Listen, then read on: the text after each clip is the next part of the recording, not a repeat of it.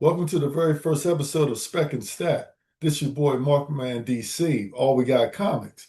If you're tired of the standard financial advice that tells you put all your money into mutual funds and wait 40 years, you're in the right place.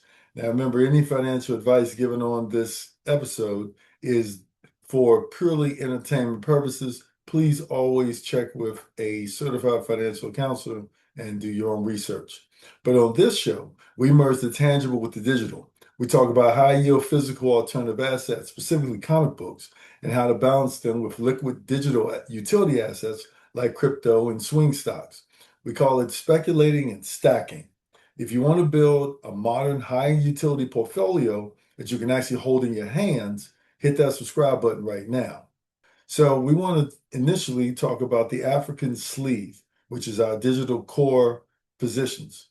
So you want to go ahead and take a look at tokens that are in use that actually are solving a need right now, crypto that's that's in use on the African continent.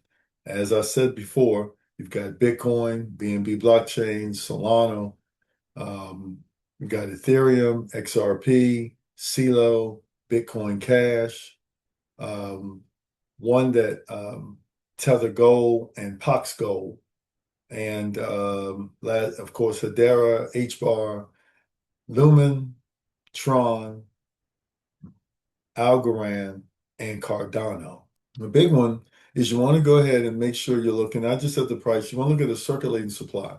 As you know, Bitcoin right now is at 20.05 million.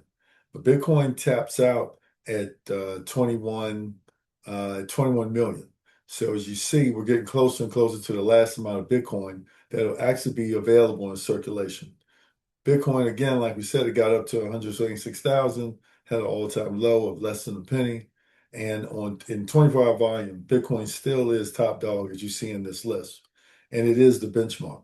The other thing, of course, you always want to look at an all-time high and all-time low if you're going to consider a crypto, just to get an idea of where you're buying at. But the other thing you have to consider is the year versus Bitcoin. The benchmark is Bitcoin. But how did this particular token perform? In this particular instance, Ethereum is losing big time, and so is XRP, Solana, and BNB. But believe it or not, Tron actually outperformed Bitcoin. It's got a pretty good entry price of only 32 cents. Circulating supply is kind of high, though. As you see, it's almost 100 billion in circulation, which means it's readily available, but because it's almost like fiat cash that you get from your government, it might not be the best move to really kind of focus in on, if you're trying for long-term value. But it is active on the performance, and it's outperformed outperformed Bitcoin. The other two that have actually outperformed Bitcoin in a rough season, because remember, Bitcoin was up to 126,000 last year. And so now look at it. And that was in September. And now, almost 9 months later, it has almost complete. It's less than half its value compared to where it was. So that's worrying, which is why we've got such a poor performance against all of these other tokens versus Bitcoin, except, of course, gold, right, which has outperformed Bitcoin over the past year. Even though gold did get up to these gold tokens, as you see, got up to 5,600 and 5,619. They've dropped that considerably, but not half their value. But they also have outperformed. So what you want to do is you want to go on an exchange, place like Kraken, and then that's where you would make your move. But remember, this is financial advice. This is all for entertainment. This is really just to give you some options as you make your wave into the African sleeve. The thing about Spec and Stack is we definitely want to make sure that we're getting our hands on physical assets, okay? Things that will appreciate and also will give us a little value, long-term value itself. It's to your advantage to get a book like this one. This is a non-verified mint copy. This is the Absolute Universe. This is a great book. This is, of course, the Absolute Batman. All right. As you can see, this book is fantastic. What an outstanding cover. And this book right now, it's a gorgeous cardstock cover. Okay, and it's one of the anchors of the DC Modern Era. Without question. The Absolute Universe is it. All right, it is it. Now, this is issue number 1, and this book is currently valued at $111. So remember, you want to try to find books. And this, the good thing about this book is a retail incentive variant. So go to your comic book store, they definitely have them, and let them know that you like to get a variant. This one actually had a good price. It was only $25. And now, as you see, in a little bit of short time, this book has already gotten up to $111. Yay! Right. Next is an old classic card, the classic.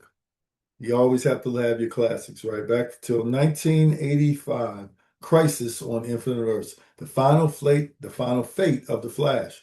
This is the episode, this is the actual episode, this is the issue where the Flash actually dies. He goes into, in an effort to save the multiverse, he blows up the Anti-Monitor's Canyon, and in the process of going against time to destroy that cannon, he goes into the Speed Force. At the time, we didn't know that it was the Speed Force, so everyone was thinking, Barry died. It was heroic, great, great, great sequence. I know the first time I read it, you had to read it like 4 or 5 times.